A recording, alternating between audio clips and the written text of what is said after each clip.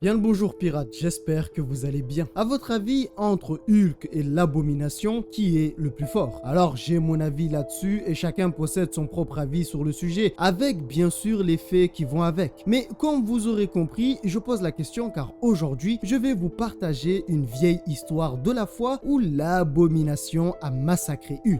Alors je sais que vous allez venir dans les commentaires et dire « Oh, t'abuses !» La question ne se pose même pas, mais soyez sympa et jouez le jeu avec moi. Pour embêter les nouvelles personnes arrivant sur la chaîne, je repose donc la question « À votre avis, qui est le plus fort entre Hulk et l'Abomination ?» Alors attention car le titre n'est pas si mensonger que cela. Dites-vous quand même que dans leur affrontement viendra les Avengers pour calmer le jeu et on verra qu'à certains moments, Hulk n'avait pas tant l'avantage que cela et s'est plutôt retrouvé en difficulté à plusieurs reprises, mais vous allez voir aussi que la situation est plutôt délicate. Mais alors du coup, en disant cela, en disant que Hulk s'est retrouvé en difficulté, est-ce que cela veut dire que Hulk a perdu un combat face à l'Abomination? Eh bien, c'est ce que nous allons voir dans l'histoire d'aujourd'hui. Bon, j'ai dit au début que c'était une vieille histoire, mais en réalité, elle n'est pas si vieille que cela, puisque l'histoire est sortie en 2014. Bien sûr, les sources sont en description pour celles et ceux qui chercheraient les comics en question. Enfin bref, commençons.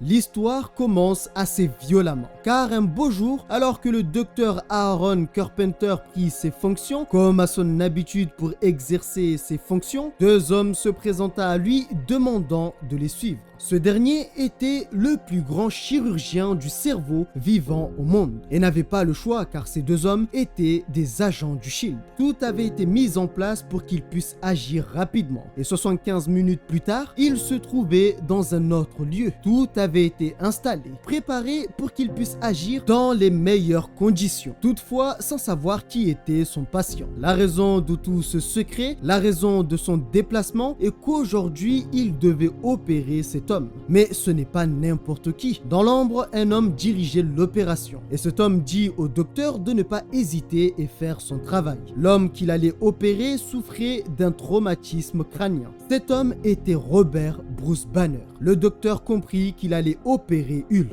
Alors surpris de tout ce qu'il voyait, il cherche à savoir et demande pourquoi ces gens prélèvent des échantillons de sang, des tissus, des échantillons de glandes et bien d'autres qu'ils doivent certainement cacher. Pour cet homme, cela ne le regardait pas. Par contre, il donne des informations assez importantes concernant Banner. Il y a 3 heures de cela, Banner reçut une balle à bout portant derrière le crâne. Ne pouvant pas mourir, cette balle est restée logée dans sa tête, lui causant au passage des douleurs atroces. Sa seule mission est de s'occuper de lui. Il faut savoir que le docteur Carpenter connaissait Bruce Banner et avait suivi tout le parcours le concernant partagé par la presse et les médias, notamment le moment où il était devenu pour la première fois Hulk après avoir absorbé les rayons gamma. Il faut savoir aussi que ces personnes qui dirigeaient l'opération considéraient Banner comme étant un produit et leur récolte était presque terminée. Eh bien oui, ce sont littéralement leurs termes et vous allez voir que ces gens ne sont pas si bons que cela. Tuer Banner n'était pas une option, car mort, il aurait été impossible de récupérer des choses utiles en lui. Il fallait donc qu'il soit docile et vivant pour pouvoir récolter de son sang et bien d'autres choses. Il annonce que la phase finale était arrivée et étrangement, l'homme prit les badges des agents qui s'étaient présentés comme étant ceux du SHIELD et les jette dans une poubelle considérant cela comme étant une ruse qui n'était plus nécessaire. Il fallait nettoyer les lieux. La raison pour laquelle ils avaient choisi Carpenter, c'est parce qu'il était le seul à pouvoir garder Banner en vie aussi longtemps. Car la moindre erreur, aussi infime soit-il,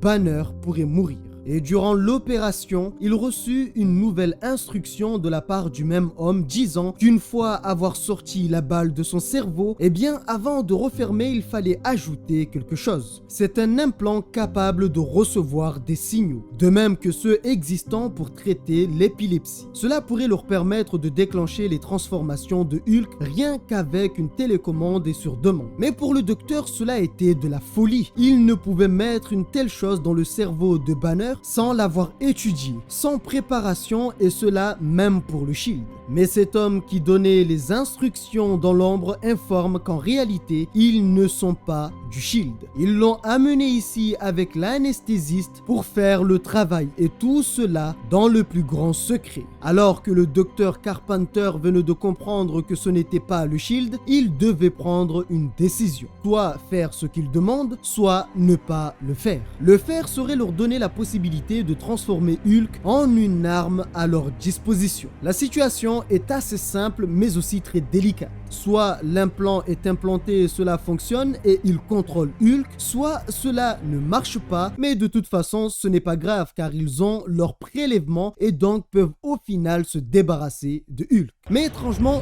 Banner se réveille. La raison de son réveil était l'anesthésiste qui ne voulait pas les laisser faire une telle chose. Et en faisant cela, à savoir débrancher la machine, cela a réveillé Hulk. Ce qu'il ne voulait pas, c'est au final produit. Car maintenant qu'il est réveillé, personne ne peut l'arrêter. Pour eux, l'agonie a dû le rendre fou et réveiller Hulk. Et même affaibli, les balles d'adamantium ne lui font rien. Alors il faut savoir qu'avant d'installer tout cela, ils avaient installé des précautions afin de prévenir ce genre de situation. Ils ont donc libéré un poison. Mais le problème étant qu'en libérant le poison, ils tuent aussi ceux étant présents dans la pièce. Alors qu'ils pensaient que Hulk n'était pas invulnérable aux toxines, ce dernier brise la vitre qui les séparait. Pas n'importe quelle vitre puisque le verre utilisé avait été trompé avec des particules de la zone négative. Normalement, le brisé aurait dû l'envoyer, le téléporter dans une autre dimension. Pourtant, cela ne lui a absolument rien fait. C'est comme si cela ne l'affectait pas. Voyant que la situation était devenue incontrôlable, ils utilisent une technologie de téléportation pour s'enfuir. Quant à Hulk, il ouvrira un passage par sa force menant à l'extérieur, libérant au passage ceux qui étaient bloqués avec lui. Alors, la balle étant toujours dans sa tête, lui causera des douleurs atroces, affectant aussi tout son système et le faisant échouer dans une ville encore non identifiée.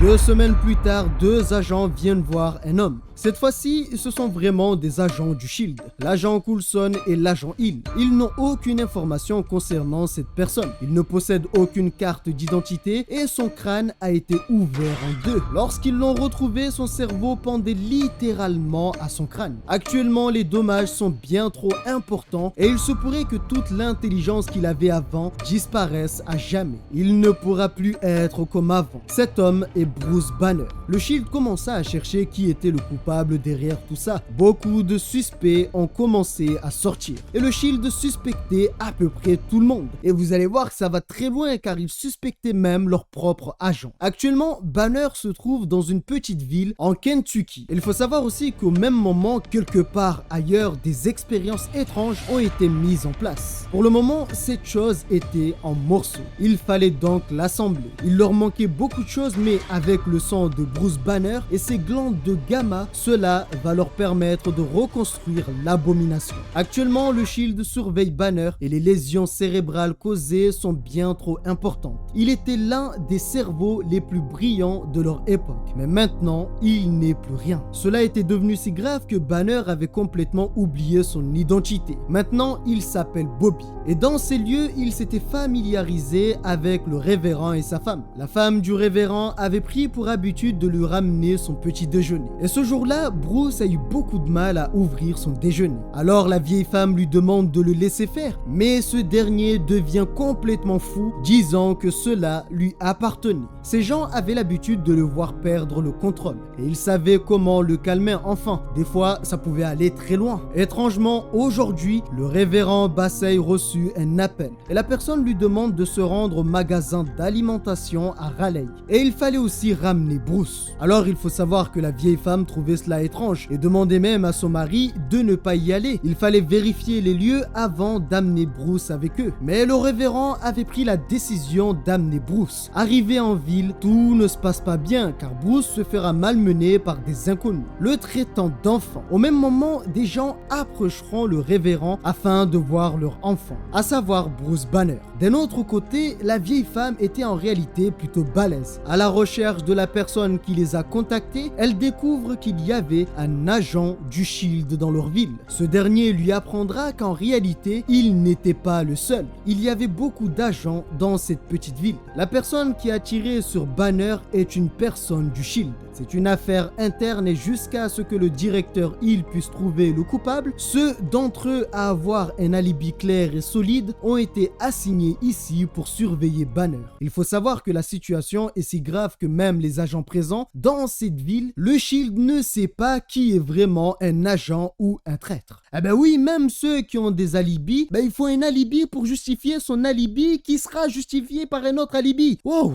On va y arriver. Bon, en gros, c'est la merde. Et la raison pour laquelle il les avait contactés, c'était pour pouvoir mieux les protéger. Il faut savoir que la femme qui avait approché le révérend était en réalité la directrice Hill déguisée. Au même moment, une alerte fut lancée. Ils avaient pu se connecter à l'implant du moniteur cardiaque de Bruce Banner. Ce moniteur indique quand Hulk va se réveiller et actuellement la situation n'est pas bonne. Alors la directrice demande à ce qu'on déclenche toutes les sirènes. Mais sortie étrangement, la directrice se rend compte que Bruce est tout à fait normal. Il était en train de manger une glace. Cette source qu'ils avaient ressentie ne venait pas de Bruce. Il y avait quelque chose qui arrivait depuis le ciel. Alors l'agent Hill commença à le bousculer pour savoir s'il la reconnaissait. C'est à ce moment-là qu'elle comprit qu'en fait c'était vraiment grave. Mais vous allez rire car elle se défoulera complètement sur lui, disant qu'il n'est qu'un idiot, un enfant inutile,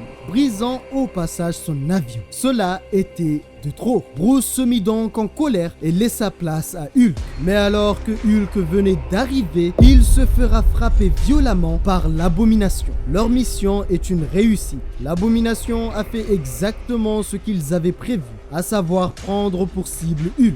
Tout cela grâce à leur reconstruction. Il a été attiré par Hulk car ils étaient de la même origine et dit même que leur origine de force était similaire. Et à la différence de Hulk, ce dernier était libre d'esprit, de conscience. L'affrontement était assez violent. Rien ne pouvait leur résister. Mais alors que la directrice Hill se faisait engueuler pour la destruction de la ville, eh bien d'un autre côté, Hulk était en train de se faire massacrer par l'Abomination. À ce moment-là, arrivera des agents pouvant traverser les murs. Il semblerait qu'ils utilisaient la même technologie qu'avait utilisée la personne qui était derrière l'opération de Hulk. La même personne qui s'est enfuie. Et ces gens n'étaient pas des agents du SHIELD. À cet instant, l'agent Hill utilisera l'homme qui était avec elle comme bouclier. Grâce à cela, elle gagnera assez de temps pour utiliser un objet qui lui permettra de les neutraliser.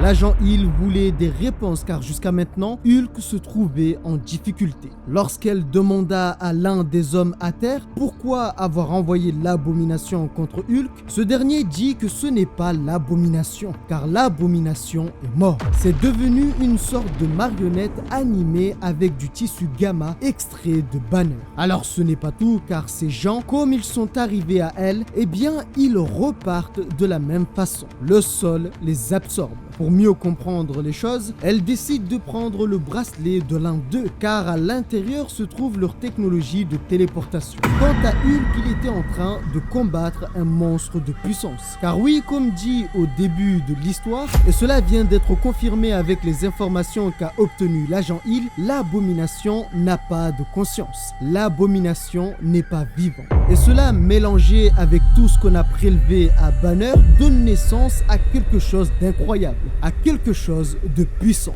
Et ce n'est pas tout, car sa force est telle qu'il défonce Hulk. C'est à ce moment-là qu'interviendra les Avengers pour venir en aide à Hulk. Arrivés, les Avengers n'arrivaient pas vraiment à comprendre la situation. Les yeux de l'Abomination ne semblaient pas normaux. Tony avait compris qu'il n'y avait personne dans ce corps. Son corps était vide. Mais la question était qui était derrière tout ça? Qui dirigeait ce corps? La personne derrière tout ça considérait les Avengers comme étant un problème gérable. Il a affronté Hulk depuis sa naissance. Il a connu Banner avant qu'il ne vive derrière l'ombre des monstres. Cela fait des années qu'il a étudié comment le combattre. il a amélioré le corps de l'Abomination de telle sorte à ce que Stark et ses amis, à savoir le reste des Avengers, y compris le Shield, eh bien il l'a amélioré de telle sorte à ce qu'ils ne se douteraient de rien, jusqu'à que ça soit trop tard pour eux tous. Il s'avère que ses prédictions et son travail avaient porté ses fruits. Iron Man et Captain Marvel voulaient le pousser avec leur force dans un espace confiné pour qu'il soit sous contrôle. Au même moment, Banner était KO et le Captain avait estimé que dans quelques minutes, il reprendrait son apparence. Iron Man et Captain Marvel avaient réussi à isoler l'Abomination, mais cela n'était pas assez pour le neutraliser. Et Tony avait remarqué que le niveau de radiation était en train d'augmenter considérablement. Banner réveillé ne pouvait pas supporter la douleur. Et en plus de ça, il avait perdu la mémoire et ne comprenait pas vraiment ce qui se passait. D'ailleurs, il ne savait même pas qui étaient ces gens. Pas que, puisque comme dit au début, il avait complètement oublié sa propre identité. Et lorsqu'on lui rappelle son identité, il devient complètement fou. Quant à Tony, l'Abomination détruit son armure. Alors ce n'est pas tout, car pareil pour Captain Marvel, qui avait assez de radiation pour affaiblir Hulk.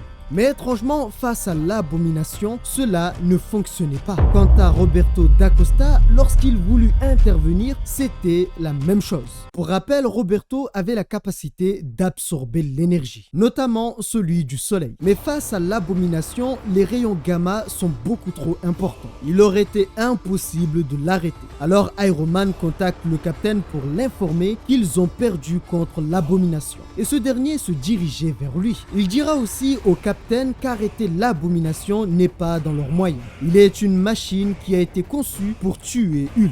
Il faut donc vite réveiller le géant avant que ce soit trop tard et peu importe le moyen. Banner voulait laisser sortir Hulk pour régler ce problème et laisser faire son facteur de régénération. Mais le problème actuel avec Banner est que bien sûr il se régénère, mais avec cette chose dans sa tête, cela cause des dégâts plus importants en se régénérant. C'est en train de le détruire. C'est pourquoi, alors que les Avengers affrontaient l'Abomination, Maria demandera à Banner de rester calme, de ne pas laisser sortir Hulk, car cela pourrait aggraver la situation qui est déjà très compliquée. S'il laisse sortir Hulk, cela pourrait détruire son cerveau et il perdrait même toute son intelligence. Mais l'Abomination avait mis en colère Banner. Il l'avait mis assez en colère pour que Banner prenne le risque de laisser sortir Hulk.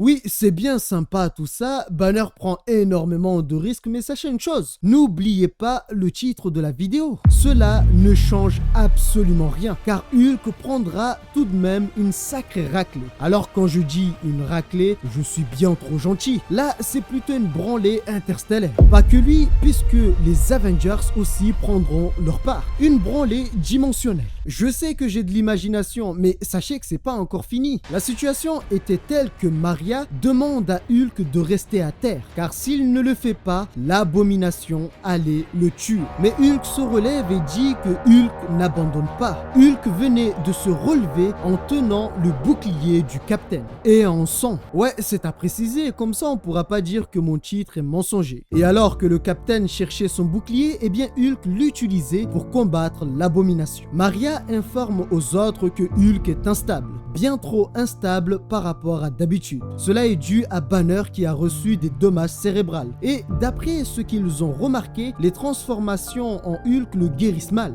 Et si Banner revient après cette bataille, il se pourrait qu'il soit littéralement un légume. Sunspot et Captain Marvel voulaient terminer ça rapidement afin de pouvoir sauver Banner. Mais Iron Man n'était pas du même avis. Ils ont déjà essayé la méthode brute et cela n'a pas fonctionné. Ils ne pourront pas s'approcher de l'Abomination avec toute cette radiation qu'il dégage. Maria donne ce qu'elle a récupéré, à savoir l'appareil de téléportation. Et alors qu'ils discutaient, Hulk se faisait massacrer. Bon, la ville ne ressemble plus à rien. Et lorsque l'Abomination voulut en finir avec Hulk, Tony donnera le signal. Il enverra Captain Marvel et Sunspot. La raison était simple. Ils étaient eux deux êtres pouvant absorber les radiations. Et la force est telle que cela propulse Hulk hors du champ de bataille.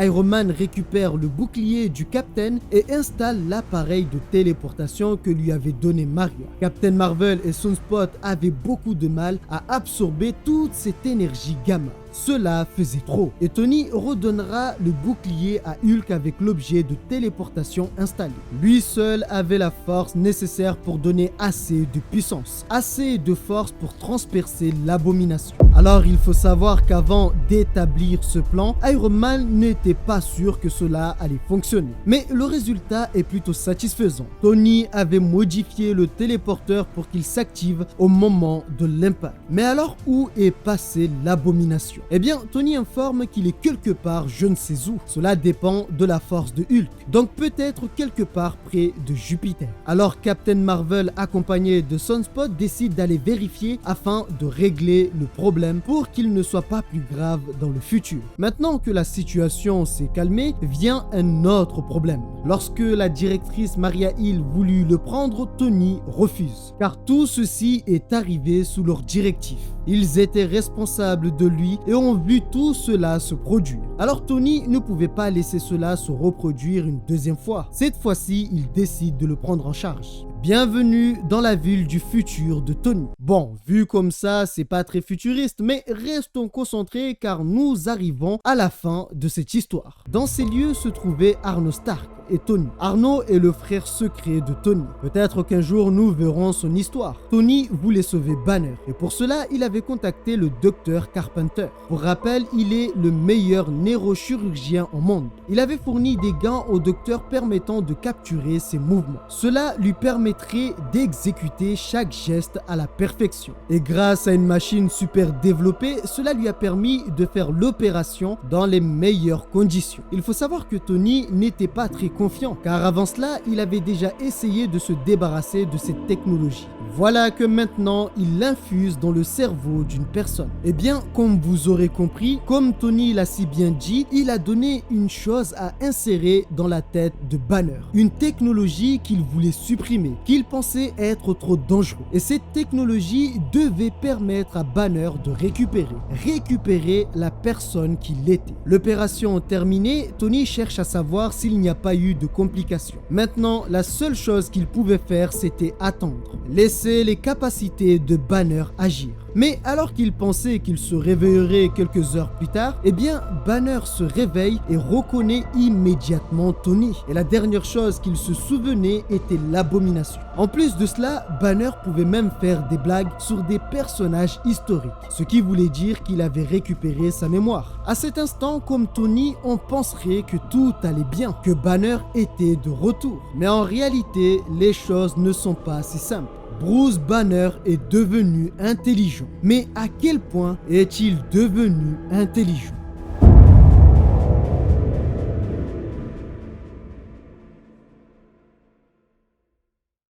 Voilà pirates, c'est la fin de cette histoire que je voulais voir avec vous aujourd'hui. Franchement, c'est assez intéressant et je vous avoue qu'on a beaucoup sous-estimé l'abomination. Et moi le premier. Nous savons tous que l'abomination est extrêmement puissant. C'est un fait, mais à chaque fois que l'on pense à lui, inconsciemment on se dit « Oh, Hulk est là. Oh, Hulk le foudroie. Oh, il n'est qu'une copie de Hulk. » Alors je voulais voir avec vous une petite histoire qui met un peu en avant la force de ce personnage, qui n'est certainement pas à sous-estimer. Et comme on a pu le voir, eh bien, dans certaines conditions, l'abomination peut devenir extrêmement dangereux, pour ne pas dire quasiment inarrêtable. Bien sûr, cela vaut aussi pour Hulk. J'espère que vous avez aimé cette petite histoire. De toute façon, ce n'est pas la dernière que nous verrons sur Hulk ou même l'abomination. Si vous avez kiffé, n'oubliez pas de vous abonner, activer la cloche de notification, rejoignez-nous pour agrandir ce petit navire qui ne cesse de s'agrandir. Sur ce, prenez soin de vous, passez une excellente journée et soirée et ciao!